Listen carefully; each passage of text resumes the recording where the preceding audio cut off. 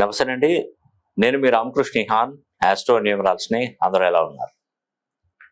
ఈ వీడియోలో నేను ముఖ్యంగా మీకు తెలియజేసే అంశం ఏంటంటే, ఫిబ్రవరి 24వ తారీఖున 2వ నెల 2024వ తారీఖున శని హోమం అనేది కూడా నేను తలపెట్టబోతున్నాను. శని హోమంలో ప్రతి ఒక్కరూ శని హోమం చేయించుకోండి.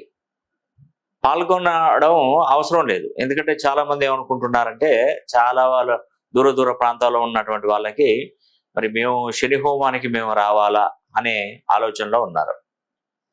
శని హోమం అనేది కూడా మేము సామూహికంగా అందరు కూర్చోబెట్టి శని హోమం జరిపించట్లేదు.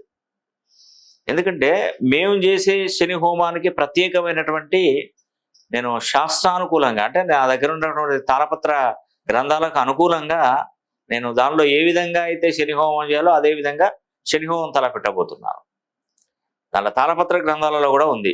శని హోమం జరిపించే ముందు మరి మనం తీసుకున్నటువంటి నల్ల వస్త్రం ఉంటుంది.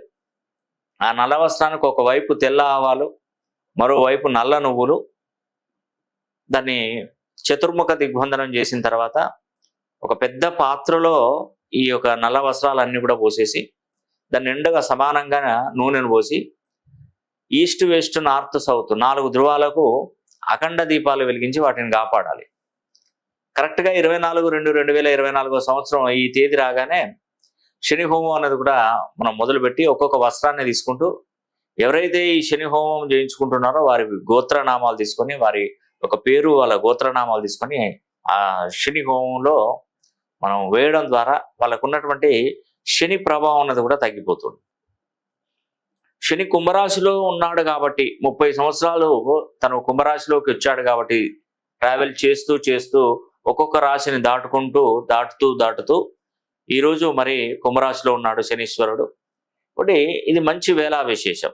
కాబట్టి ఈ శనీశ్వరునికి సంబంధించినటువంటి సంవత్సరం కూడా 2024. 2024 మొత్తం కొడితే 8వ నంబర్ వస్తుంది. అదేవిధంగా ఈ సంవత్సరంలో కీలకమైనటువంటి పదవి బాధ్యతలు చేపట్టినటువంటి వాడు శనీశ్వరుడు. మంత్రిగా, సైన్యాధ్యక్షుడిగా, ఆర్ఘాధిపతిగా, మేఘాధిపతిగా శనీశ్వరుడే ఉన్నాడు. అందులో భాగంగా కుంభరాశిలో శనీశ్వరుడు ఉన్నాడు. మరి ఇంత చక్కటి వేళా విశేషం ఇంకేది ఉండకపోవచ్చు. కాబట్టి శని 12 రాశులలో జన్మించినటువంటి వారు ఈ శని హోమంలో ప్రత్యేకంగా మీరు ఈ యొక్క శని హోమం జరిపించుకొని శని యొక్క కృపకు మీరు పాత్రలు అవ్వాలని కూడా మనస వాచా కర్మేణ కోరుకుంటూ సెలవు తీసుకుంటున్నాను. సర్వే జనా సుఖినో భవంతు.